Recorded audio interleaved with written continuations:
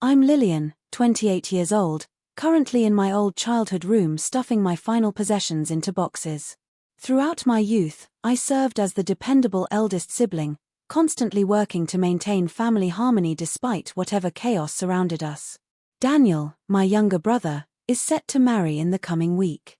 Until recently, I was thrilled about serving as his maid of honor. Every detail was meticulously arranged, from orchestrating the bridal shower to handcrafting the wedding announcements.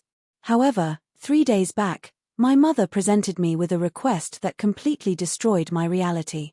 Before explaining the events that turned everything upside down, let me know your location in the comments. Don't forget to like this video and subscribe for more family conflict stories and tales of personal empowerment. Let me share the moment when my family revealed exactly how they prioritized me. Understanding what occurred requires background about my family. We reside in Denver, Colorado, appearing to be the ideal upper-middle-class American household from an external perspective. Marcus, my father, works as a prominent architect creating custom residences for Denver's wealthy residents. Over 2 decades, he's established a strong reputation, with his designs appearing in various home improvement publications. Patricia, my mother, operates her own luxury interior design firm, building an impressive roster of clients among Denver's high society. She's perpetually fixated on image, ensuring every aspect of our lives appears absolutely perfect. Our home resembles a magazine spread, with each element carefully selected to display success and refinement. Daniel recently completed medical school at 25 and is wedding his college girlfriend Emma, who works as a kindergarten instructor at a nearby elementary school. Emma's background is far more humble than ours. Her parents are both retired educators living in a modest single-story home across town.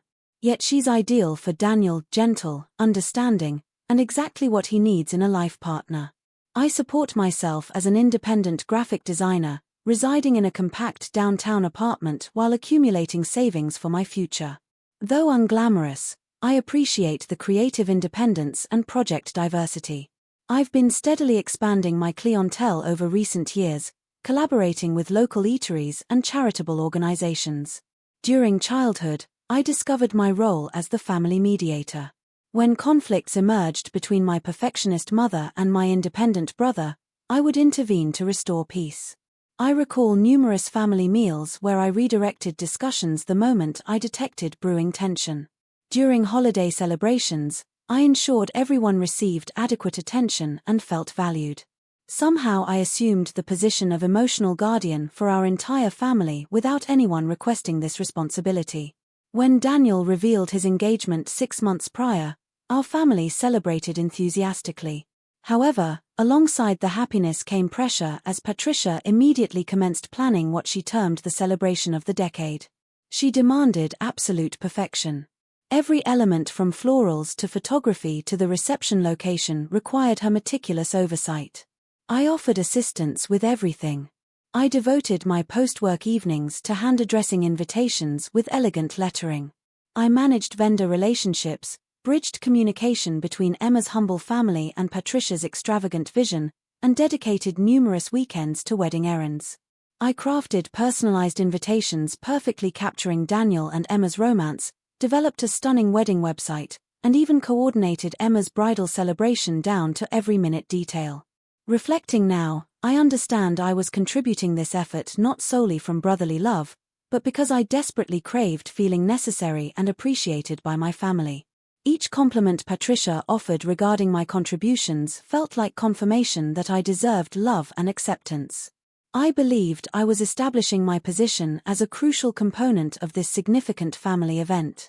Approximately 3 weeks prior to the ceremony, I began observing subtle shifts in my mother's attitude that disturbed me. She started making casual remarks about the guest count being excessive and griping about escalating catering expenses. Initially, these weren't major worries, just minor complaints I dismissed as typical pre-wedding anxiety that every groom's mother experiences. Subsequently, Patricia began questioning whether specific family friends truly required invitations. Despite these individuals being on the approved list for months, she would review the list during our weekly planning sessions, marking names with red ink and grumbling about spiraling costs. When I proposed minor modifications to the menu or decorations for savings, she would dismiss me and claim she had everything managed. What truly troubled me was her treatment of Emma during this stressful time. Patricia began overruling Emma's gentle preferences for simplicity, demanding expensive enhancements Emma clearly neither wanted nor required. When Emma's parents volunteered to contribute additional funds to offset mounting expenses, Patricia rejected their offer with a wave of her manicured hand, stating everything was handled while privately complaining to me about their family's limited financial resources. The initial major confrontation occurred during a dress fitting at an upscale downtown bridal salon. Emma had brought her grandmother's pearl necklace to complement her gown, a gorgeous vintage piece passed through 3 generations of women in her lineage. Upon seeing it, Patricia immediately criticized it before the seamstress and other staff, calling it outdated and suggesting Emma required something more contemporary and sophisticated for such an elegant celebration. I observed Emma's expression crumble as Patricia continued her criticism, highlighting how the pearls clashed with the dress's modern style and might appear inappropriate in the professional wedding photographs she had invested so much money in. Emma excused herself to the restroom, and I followed to discover her weeping quietly in the narrow corridor outside the fitting areas. I spent 20 minutes consoling Emma, assuring her the necklace was absolutely gorgeous and meaningful, that her grandmother would feel proud seeing her wear it on her special day. I helped her regain composure and convinced her to disregard Patricia's hurtful remarks.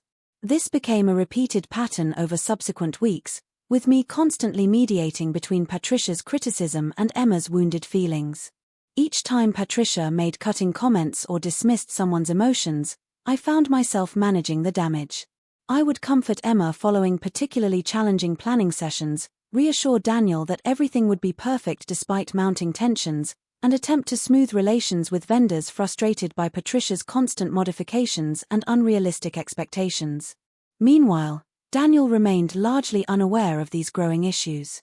He was completely overwhelmed with final medical school examinations and residency applications, trusting that the women in his life controlled everything. When I gently informed him about Emma's stress and Patricia's increasingly domineering behavior, he would brush off my concerns with a weary smile, saying Mother simply wanted perfection and everything would resolve once the wedding concluded. I realized I was shouldering the emotional weight of the entire wedding planning process entirely alone, attempting to shield everyone's feelings while my own needs and concerns were completely disregarded. The stress began affecting my work performance and sleep quality. Yet I kept telling myself it was temporary and everything would normalize once the wedding ended and everyone could relax. 3 days before the ceremony, Patricia called me early morning, requesting I visit the family home for what she described as an urgent family conference. I assumed we needed to address some last-minute wedding details or perhaps handle a vendor problem requiring immediate attention. I quickly completed a client project and drove to the house, expecting a typical planning session where we would resolve whatever crisis had emerged. Upon arrival, I found Patricia seated in our formal living room, reserved only for special occasions or important family discussions. The room felt cold and intimidating with its expensive furnishings and carefully positioned artwork. Spread across the mahogany coffee table were printed lists, a calculator, receipts, and what appeared to be a detailed budget analysis with highlighted sections and handwritten margin notes. Patricia appeared impeccable as always, her blonde hair perfectly arranged and makeup flawless despite the early hour.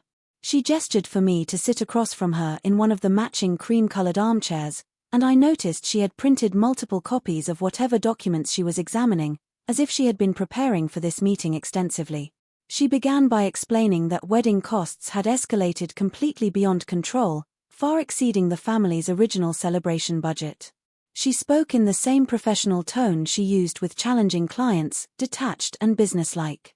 According to her detailed calculations, they faced significant financial pressure and immediate difficult decisions were necessary to bring expenses in line with what they could realistically afford. Then she presented me with the most shocking proposal I had ever heard in my life. She explained that since I was unmarried with no guest anyway, removing me from both the wedding party and guest list entirely would save substantial money on catering, flowers, and various other expenses. She had already calculated the exact savings to the penny, including my bridesmaid bouquet cost and the chair I would have occupied at the reception. I sat in stunned silence as she continued outlining her plan with the cold efficiency of a business presentation.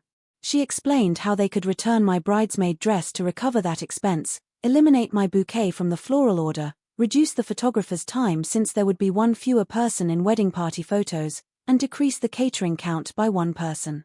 She even mentioned saving money on wedding favors and centerpieces with one fewer reception attendee. Then she added something that made my blood run cold. She suggested I could still observe the ceremony online since they planned to livestream for distant relatives unable to travel to Denver. She said this with complete seriousness, as if watching my only brother's wedding through a computer screen was a perfectly reasonable alternative to being present in person to support him on the most important day of his life.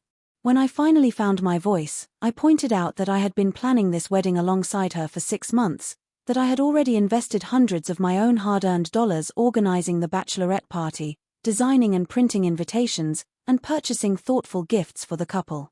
More importantly, I emphasized that I was Daniel's only sister, his closest family member besides our parents, and my absence would be noticed and questioned by every wedding guest. Patricia's response was even more devastating than her original proposal. She told me coldly that sometimes families must make difficult choices during challenging financial periods, and I should understand this given my practical nature and business world experience. She acted as if I was being completely unreasonable for expecting to attend my own brother's wedding, as if my hurt feelings were somehow secondary to the family's financial concerns. Then the real truth emerged, having absolutely nothing to do with money or budget constraints. Patricia admitted she was actually concerned about appearances in wedding photos and at the reception. She pointed out that I was the only unmarried immediate family member over 25, and she worried that having me prominently featured in the wedding party would somehow emphasize that fact. She wanted family photos to appear complete and successful. Apparently, my single status at 28 was somehow a reflection of family failure in her twisted perspective. This revelation hit me like a physical blow. I realized this conversation wasn't about wedding expenses at all. This concerned my mother's perception that I was an embarrassment to the carefully constructed family image, that my unmarried status was somehow a problem requiring concealment rather than simply acceptance as a normal life aspect. I asked if Daniel knew about this devastating decision, and Patricia admitted he was completely unaware of her plans. She claimed it would be better to present this as my choice to gracefully withdraw rather than worry him with family drama so close to his wedding day. She actually expected me to help fabricate a believable story about why I had suddenly decided not to participate in the most important day of my brother's life. I spent that entire sleepless night pacing through my small apartment, unable to rest or focus on anything except my mother's devastating ultimatum. Everywhere I looked revealed painful reminders of the months I had devoted to making Daniel's wedding absolutely perfect. My dining table was completely covered with invitation proofs and RSVP tracking sheets. My computer screen displayed draft after draft of the wedding website I had designed, featuring beautiful photos and heartfelt descriptions of their love story. Photos from Emma's bachelorette party were still scattered across my coffee table, memories of the beautiful celebration I had planned and funded entirely with my own money. I had organized a weekend in Aspen with spa treatments, wine tasting, and thoughtful activities I knew Emma would enjoy, all because I wanted her to feel welcomed and celebrated as she joined our family. Around 3 a.m, I contacted my best friend from college, Madison, who now resides in Portland, Oregon. Through tears and broken sentences I could barely manage, I explained what had happened, how my own mother had essentially disinvited me from my brother's wedding and expected me to pretend it was my own choice. Madison listened without interruption, her anger growing with each devastating detail I shared. She helped me recognize what I had been too hurt and shocked to see immediately. This wasn't really about wedding costs or even about my unmarried status creating some imaginary embarrassment. This concerned a much deeper pattern of emotional manipulation and control that had been building in my family for years with me as the primary target. Madison reminded me of other instances where I had sacrificed my own needs and happiness for what Patricia always called family harmony. Like when I skipped my own college graduation celebration because Patricia had already planned a big party for Daniel's high school graduation the same weekend, claiming it would be too much work to coordinate 2 separate celebrations. Or when I used my entire savings account to help pay Daniel's medical school application fees because our parents were experiencing what they called a temporary cash flow problem, even though they continued spending money on expensive renovations and luxury vacations during that same period. She also reminded me of countless times I had rearranged my work schedule and cancelled personal plans to accommodate family events and emergencies that somehow always took priority over my own life and career needs. Madison asked me a question that stopped me in my tracks and forced me to truly think about my situation. She asked what would realistically happen if I simply refused to comply with Patricia's plan. If I confronted her directly and demanded inclusion in the wedding as Daniel's sister and original maid of honor, what would be the likely outcome? I realized immediately that confronting Patricia would only lead to more manipulation and emotional warfare that would worsen everything. She would claim I was being dramatic and selfish, that I was placing my own hurt feelings ahead of what was best for the family during this stressful time. She would paint herself as the victim, the devoted mother simply trying to hold everything together under difficult financial circumstances while dealing with an ungrateful daughter. And Daniel, already completely stressed about his wedding and starting his medical residency in just a few weeks, wouldn't want to deal with family conflict. He would be pressured to choose sides. I knew Patricia would ensure he saw me as the problem rather than understanding the real issues at play. That's when I made a decision that surprised even myself. I wouldn't fight Patricia's cruel exclusion, but I also wouldn't participate in her elaborate deception. Instead of arguing or pleading for inclusion like she probably expected, I would simply disappear entirely from the situation. I would leave Denver and let the family explain my absence however they chose while I took some much-needed time away to seriously evaluate whether these relationships were actually healthy for me. I called Madison back and asked if I could visit Portland for what might be an extended stay. She immediately agreed without asking questions and started helping me plan what we both knew was really an escape from a toxic situation. We researched flights leaving Denver the morning of the wedding, ensuring I would be completely unreachable when the family realized I wasn't going to play along with their hurtful charade. Saturday morning arrived grey and drizzly, matching my somber mood perfectly as I made final preparations to leave Denver and everything I had known my entire life. I loaded my hastily packed suitcases into my car and drove to the family house one final time, knowing it might be many months before I would return, if I ever chose to return at all. Using my spare key that I had kept since high school, I quietly entered through the side door leading directly into the kitchen. The house felt eerily quiet in the early morning hours, with everyone still sleeping before what should have been the happiest day in our family's recent history. I placed 3 sealed letters on the granite kitchen counter where Patricia would definitely find them when she came downstairs to start the elaborate family breakfast she had planned. I took one final look around the house where I had grown up, studying the family photos lining the hallway that showed years of carefully orchestrated perfection. In every single picture, I was smiling brightly and playing my assigned role as the dutiful daughter and loving sister, never revealing how much emotional effort it took to maintain that peaceful facade.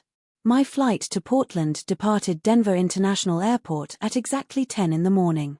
As I sat in the departure lounge waiting to board, I turned off my phone after sending one final text message to Madison confirming my arrival time. The 5-hour flight felt both eternal and too short as I alternated between anxiety about my family's reaction and an unexpected sense of relief at escaping a situation that had become completely toxic for my mental health. Madison met me at Portland International Airport with the warmest, most genuine hug I had received in months, asking no questions about my red-rimmed eyes or obvious emotional exhaustion. During the drive to her house in the trendy Hawthorne neighborhood, she kept the conversation light and welcoming, pointing out local landmarks and telling me about the coffee shops and bookstores we would explore together during my stay.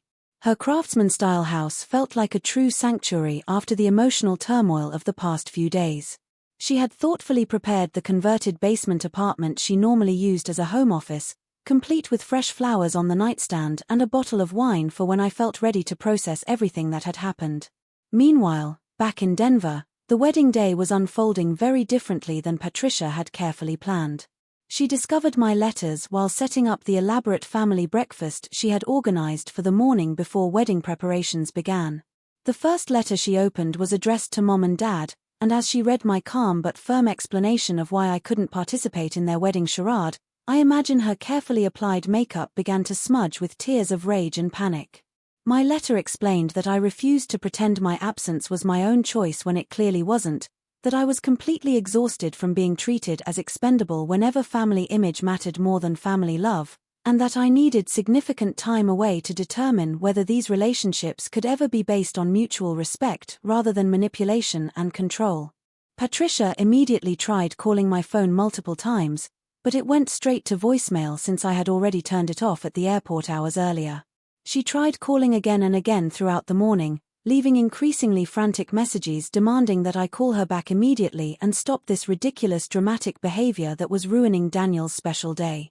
She woke Marcus in complete panic, showing him my letter with shaking hands and expecting him to share her outrage at my selfishness. But I imagine his reaction was very different from what she expected. Instead of joining her anger at my supposedly unreasonable behavior, he read the letter with growing concern about what had actually driven his daughter to such a drastic decision. For the first time in many years, Marcus questioned Patricia's version of events and wondered what had really happened during those private mother-daughter conversations about wedding planning that had clearly gone very wrong. Daniel received his letter 2 hours later while getting ready at the downtown hotel where the wedding party was staying. Emma was having her hair done in the adjoining suite when Daniel called out for her to come read something important that had just been delivered. His letter was gentler than the one I had written to our parents, but equally clear about my decision and the reasons behind it. I had explained that I loved him deeply and wanted nothing but happiness for him and Emma, but that I simply couldn't watch him get married under circumstances that excluded me through no fault of my own. I needed him to understand that family loyalty should work both directions, and that love shouldn't require accepting treatment that diminishes your dignity and self-worth. Emma's letter was the shortest, but perhaps the most important of the three. I simply apologized for any stress my absence might cause on what should be the happiest day of her life, emphasized that this decision had absolutely nothing to do with her personally, and expressed my genuine wishes for her happiness with Daniel. I wanted her to know that I thought she was absolutely perfect for my brother and that my absence reflected serious problems with my parents, not with her or their relationship. The wedding ceremony proceeded as scheduled at 4 that afternoon, but the shadow of my conspicuous absence affected everyone in completely different ways. Patricia struggled to maintain her composed facade while fielding questions from relatives and family friends about where I was and why I wasn't in the wedding party as originally planned. She ultimately settled on claiming that a sudden family emergency had kept me away, a vague lie that satisfied most guests but felt hollow to those who knew me well and had expected to see me there. Marcus appeared distracted and guilty throughout the entire ceremony, clearly wrestling with his role in driving his daughter away from such an important family milestone. Several times during the reception, guests noticed him stepping outside to try calling my phone, leaving voicemails apologizing and asking me to please come home so we could work everything out like a normal family. Daniel managed to enjoy his wedding day with Emma, but several guests mentioned that he kept glancing at the empty space where I should have been standing during the ceremony and reception. In his emotional wedding toast, he made a point of mentioning how much he missed having his sister there to celebrate with them, a comment that made Patricia visibly uncomfortable and caused murmurs among guests who hadn't understood why I was missing in the first place. My first week in Portland passed in a therapeutic blur of sleeping late, crying when I needed to, walking through unfamiliar neighborhoods to clear my head, and having long honest conversations with Madison about family dynamics and self-worth. She gave me all the space I needed to process my complicated emotions without any pressure or judgment, letting me talk through years of accumulated hurt and frustration at my own pace. The city itself felt like a healing balm after the intensity of Denver and my suffocating family situation. Portland's laid-back culture and emphasis on individuality was such a refreshing contrast to the appearance-focused environment I had grown up in, where everything was about maintaining perfect facades rather than authentic relationships. I spent hours walking through different neighborhoods, discovering quirky independent bookstores, artisan coffee roasters, and art galleries that celebrated creativity and authenticity over perfection and status. The people I met were genuinely friendly without any hidden agendas or social climbing motivations. I kept my phone turned off for the entire first week, knowing that my family needed time to process my decision and deal with the consequences of their actions without the option of immediately contacting me for damage control or manipulation. Madison respected my need for complete silence and helped me focus on taking care of myself rather than worrying about managing everyone else's reactions to my choices. When I finally felt emotionally ready to turn my phone back on 7 days after the wedding, I discovered 47 missed calls, 32 voicemails, and dozens of text messages that had accumulated during my digital silence. The progression of messages revealed my family's evolving understanding of what had really happened and why I had felt compelled to leave everything behind. Patricia's early messages were predictably angry and accusatory, calling me selfish and dramatic for ruining Daniel's wedding day with what she called my tantrum. She demanded that I stop this ridiculous behavior immediately and come home to face the consequences of my actions like a responsible adult. Her tone was exactly what I had expected, focused more on how my absence had affected her reputation than on understanding why I had felt so unwanted and disposable. Marcus's messages were completely different from Patricia's, concerned and apologetic from the very beginning. He admitted that he had failed to understand how much pain I had been carrying and asked me to please call him when I felt ready to have an honest conversation. His later messages revealed that he was beginning to see Patricia's behavior toward me much more clearly and questioning his own role in enabling the family dynamics that had ultimately driven me away. Daniel's messages showed the most dramatic evolution over the course of that week. His initial calls were confused and hurt, asking why I would choose to miss his wedding over what seemed to him like a simple misunderstanding about guest lists and wedding expenses. But as the days passed and he had time to really think about my letter and discuss the situation with Emma, who had observed more than I realized, his tone changed completely. The real turning point came in a voicemail Daniel left 3 days after the wedding. His voice sounded tired but thoughtful as he explained that Emma had helped him understand what had really been happening during those months of wedding preparation. Emma had suspected that Patricia's behavior toward her was problematic, but she hadn't realized how much worse it had been for me, as what she now recognized was the family scapegoat. Daniel admitted that he had been so completely focused on his own stress about medical school finals and starting his residency that he had failed to notice how much emotional labor I was carrying or how poorly Patricia was treating both his fiancée and his sister. He apologized sincerely for not protecting me when I needed him most and asked me to call him when I was ready to have the kind of honest conversation we should have had months earlier. After listening to all the accumulated messages, I made the decision to extend my stay in Portland indefinitely. Rather than rushing back into a situation that hadn't fundamentally changed just because everyone was now dealing with the consequences of their actions, I reached out to several Portland-based companies about freelance graphic design opportunities and was pleasantly surprised to discover how welcoming and vibrant the creative community was in the city. The collaborative atmosphere was so different from the competitive, status-driven environment I was used to in Denver. Madison helped me find a permanent apartment in the same neighborhood where she lived, a sunny one-bedroom place with beautiful hardwood floors and large windows that filled the space with natural light throughout the day. For the first time in my adult life, I was making major decisions based entirely on what I wanted and needed rather than what would make my family happy or maintain peace in our complicated relationships. I also started seeing a therapist who specialized in family dynamics and codependency issues. Through our weekly sessions, I began understanding the long-standing patterns that had led to this crisis and learning practical tools for setting healthy boundaries in all my relationships, both current and future. 6 months after leaving Denver behind, I had successfully built a life in Portland that felt more authentic and fulfilling than anything I had ever experienced before. My freelance graphic design business was thriving with several local nonprofits and small businesses as regular clients who genuinely appreciated both my creative skills and my professional reliability. I had joined a weekend hiking group that explored different trails around Mount Hood and the spectacular Columbia River Gorge. The physical challenge and natural beauty of the Pacific Northwest helped heal something deep inside me that I hadn't even realized was broken by years of emotional stress and family dysfunction. I also started taking pottery classes at a local community studio, discovering a meditative and creative outlet that had nothing to do with deadlines, client expectations, or pleasing other people. Working with clay taught me patience and showed me that beautiful things can emerge from starting over completely. Most importantly, I was developing genuine friendships based on mutual interests, shared values, and respect rather than caretaking roles or family obligation. These new relationships felt balanced and healthy in ways that my family relationships had never been, helping me understand what I had been missing during all those years of managing other people's emotions. The healing process wasn't linear or simple, and I had to accept that recovery from family trauma takes time and patience with yourself.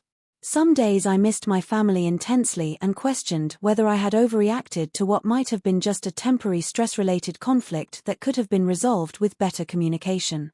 Other days, I felt genuinely angry about the years I had spent managing everyone else's emotions and needs while completely neglecting my own personal growth and happiness. Therapy helped me navigate these conflicting feelings and develop healthy tools for any potential future family interactions.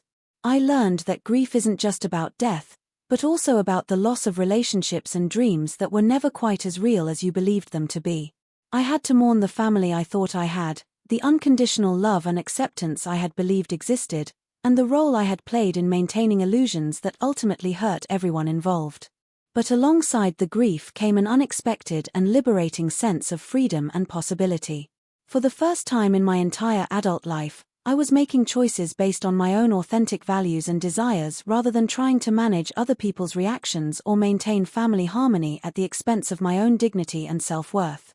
Daniel surprised me by visiting Portland for a long weekend in the spring, marking the first time I had seen him since before his wedding day. Our reunion was emotional but genuinely positive, and I could see how much he had grown and matured during our months of separation.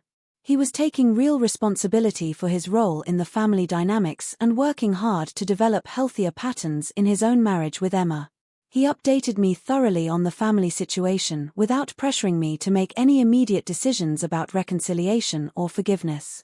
Marcus had been attending individual counseling sessions to address his lifelong pattern of conflict avoidance, and his new willingness to finally confront difficult issues had put significant strain on his marriage with Patricia.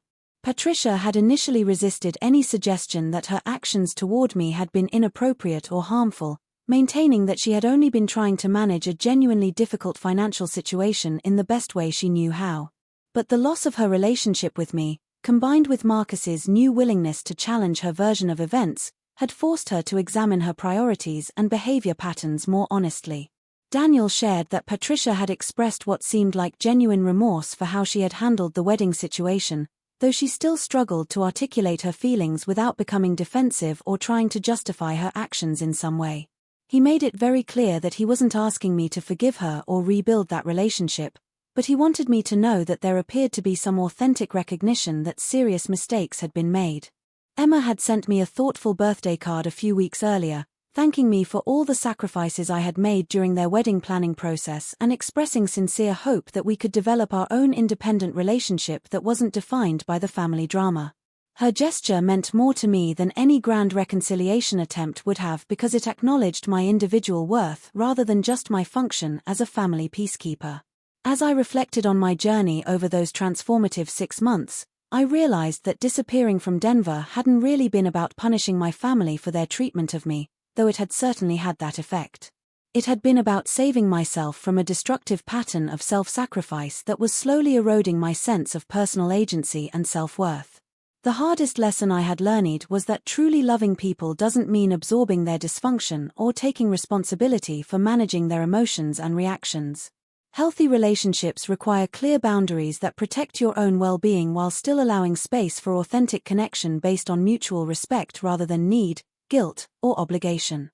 I also discovered that family relationships, like all meaningful relationships, require genuine effort and consideration from all parties involved. My willingness to always accommodate others' needs and smooth over conflicts had actually taught them that my own needs were negotiable and my feelings were less important, creating a dynamic that wasn't healthy or sustainable for anyone involved.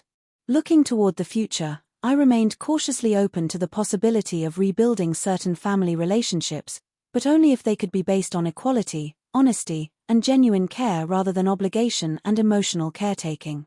I had learned to trust my instincts about how people treat me and to prioritize my own well-being without the crushing guilt that had previously consumed me.